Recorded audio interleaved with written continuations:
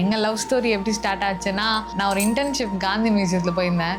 So அங்கே தான் நான் ஒரு ஃபஸ்ட் டைம் வந்து மீட் பண்ணேன். ஸோ ரேண்டமாக வாலண்டியர் மாதிரி கனெக்ட் ஆகி அதுக்கப்புறம் லைஃப் லாங் பார்ட்னராக மாறிட்டோம்.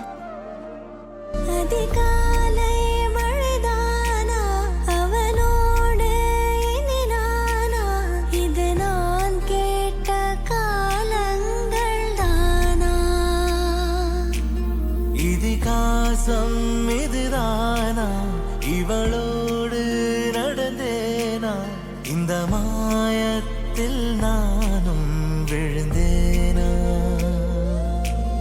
உயிரே உயிரே உறையும் உயிரே இனிமேல் நீதானா உயிரே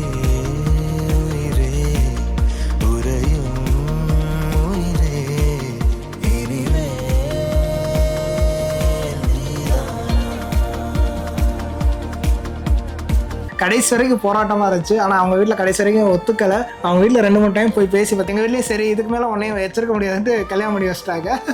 ஸோ அப்படி கல்யாணம் பண்ணிவிட்டு ஸோ நேற்று நாள் தான் கிறிஸ்டின் வெட்டிங். இன்றைக்கி வந்து ஸோ எனக்காக இவ்வளோ பண்ணிட்டு வந்தவங்களுக்காக ஒரு சின்னதாக என்னால் முடிஞ்ச ஒரு சின்ன விஷயம் தான் இந்த பீச் வெட்டிங். எங்களோட ட்ரீம் வெட்டிங் தான் இந்த பீச் வெட்டிங். நாங்கள் ஸ்டார்டிங்கில் லவ் பண்ணும்போதே வந்து கல்யாணம் பண்ணால் எப்படி இருக்குன்னு ஒரு குட்டி பிளான் எல்லாருமே போடுற மாதிரி தான் போட்டது தான் பீச் வெட்டிங் தான் இருக்கும். நான் என்ன நினச்சேன்னா, எல்லா பசங்களும் ஒரு க்ரஷ்ஷாக இருக்கிறப்போ இந்த காதில் வாங்கி இந்த அப்போ சொல்லிட்டு அப்புறம் விட்டுருவாங்கன்னு சொல்லி. But he made it.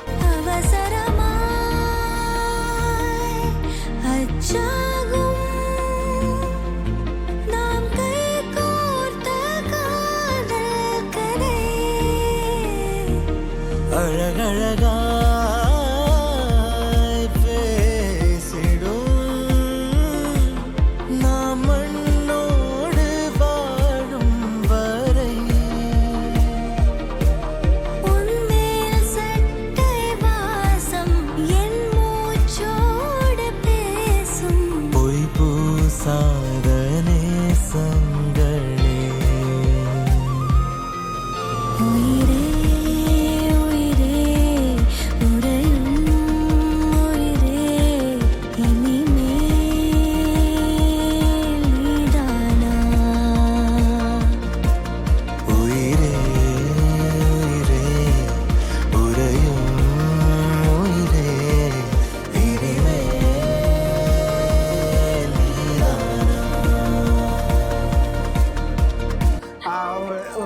போகிறப்ப கேட்டேன் இந்த மாதிரி நீங்களாம் நான் ரொம்ப நல்லா பண்ணுவோம், நீங்கள் உங்களை மாதிரி ஒருத்தர் கிடைச்சா எனக்கு லைஃப் நல்லாயிருக்கும் அப்படின்னு சொன்னேன். நீங்கள் எப்படி ப்ரொபோஸ் பண்ணாலும் என்னால் அக்செப்ட் பண்ணிக்க முடியாது, நீங்கள் வந்து என்னோடய ஃபோர்கெட்டில் கிளிஸ் பண்ணி எனக்கு ப்ரொபோஸ் பண்ணி நான் அக்செப்ட் பண்ணிக்கிறேன் அப்படிங்கிற மாதிரி ஓப்பனாகவே சொல்லிட்டாங்க. ஸோ இன்னும் பார்க்கும்போது எக்கோ பார்க்கல ஃபோர்கெட்டில் கிஸ் பண்ணி வில் யூ மேரி மீ அப்படிங்கிற மாதிரி கேட்டு அவங்க வந்து எஸ் அக்செப்ட் பண்ணிட்டாங்க.